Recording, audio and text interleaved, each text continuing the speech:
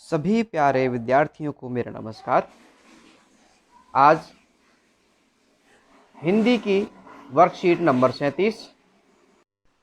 यह वर्कशीट मानवीय करुणा की दिव्य चमक पाठ पर आधारित है।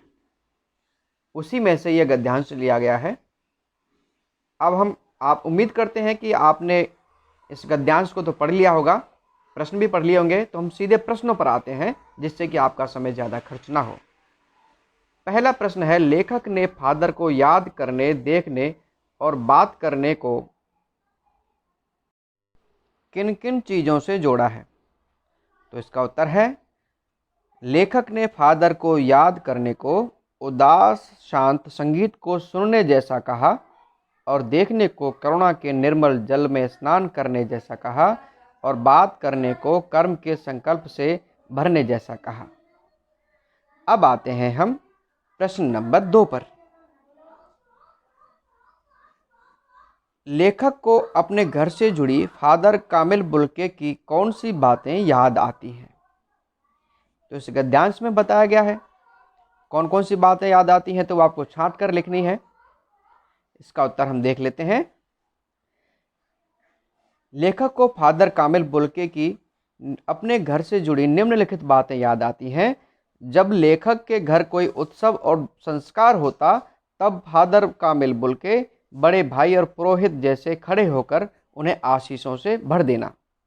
नंबर 2, लेखक के बच्चे के मुख में अन्न का दाना पहली बार कामिल बुल्के द्वारा डाला जाना।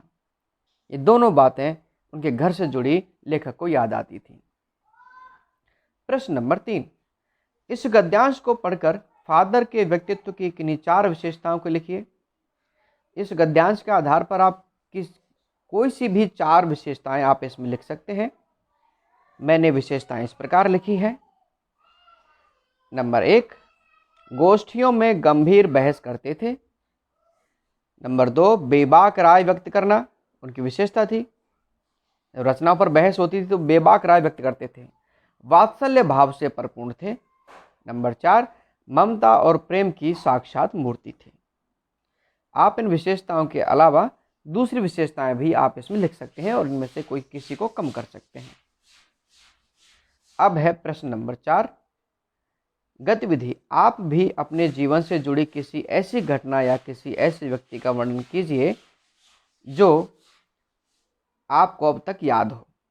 तो आप किसी भी घटना के बारे में जिक्र कर सकते हैं। ये आपको अपने आप ही लिखना है।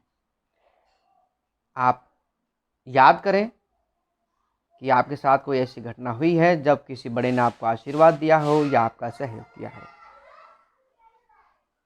विद्यार्थियों, चैनल को सब्सक्राइब करना ना भूलें और वीडियो यदि आपको अच्छा लगा है तो इसको लाइक भी ज़रूर कर दें। नोटिफिकेशन बेल को क्लिक कर दें, जिससे कि हम अगला वीडियो जब डालें तो आपके पास उसकी सूचना पहुंच जाए। धन्यवाद।